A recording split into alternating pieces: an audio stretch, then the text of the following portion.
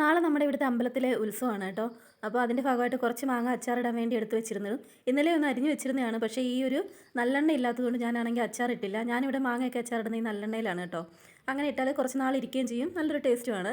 അങ്ങനെ അച്ചാറിടാൻ വേണ്ടി ഒരു ഉരുളി വെച്ച് നല്ലെണ്ണ ഒഴിച്ചു കൊടുത്തിട്ടുണ്ട്. നല്ലെണ്ണ ഒന്ന് ചൂടായി വരുമ്പോൾ കുറച്ച് വെളുത്തുള്ളി ചതച്ചെടുത്തതും 2-3 വറ്റൽമുളക് ചെറുതായി അരിഞ്ഞതും കൂടി ഇട്ട് കൊടുത്തിട്ടുണ്ട്.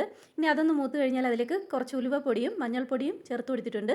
അതോടൊപ്പം തന്നെ ഒരു വലിയ കഷ്ണം കായം കൂടി ആ എണ്ണയിലേക്ക് അങ്ങ് ചേർത്ത് കൊടുത്തിട്ടുണ്ട്.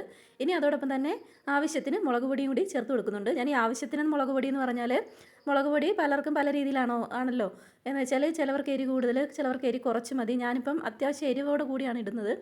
മുളക് പൊടി ഇട്ടൊന്ന് മൂത്ത് കഴിഞ്ഞാൽ നമുക്കിതിലേക്ക് കുറച്ച് വെള്ളം ഒഴിച്ചു കൊടുക്കുന്നുണ്ട്. വെള്ളം ഇതുപോലെ ഒന്ന് തിളച്ച് വരണം. അതിനിടയിൽ കുറച്ച് വിനാഗിരിയും ഒരു നുള്ളു പഞ്ചസാരയും കൂടി ചേർത്ത് കൊടുത്തിട്ടുണ്ടായിരുന്നു. ഇനി ആ ഒരു ചാറൊന്ന് തിളച്ച് കുറുകി വന്നാൽ തീ അങ്ങ് ഓഫ് ചെയ്തതിന് ശേഷം മാത്രം നമുക്ക് മാങ്ങ അരിഞ്ഞ് വെച്ചിരിക്കുന്നതും കൂടി ഇട്ട് കൊടുക്കാം. ഫൈനലി ഇതിനകത്തേക്ക് ഉപ്പൊക്കെ കറക്റ്റ് ആണോ എന്ന് നോക്കിയിട്ട് നമുക്ക് നന്നായി ഒന്ന് ഇളക്കി യോജിപ്പിച്ച് കൊടുക്കാം.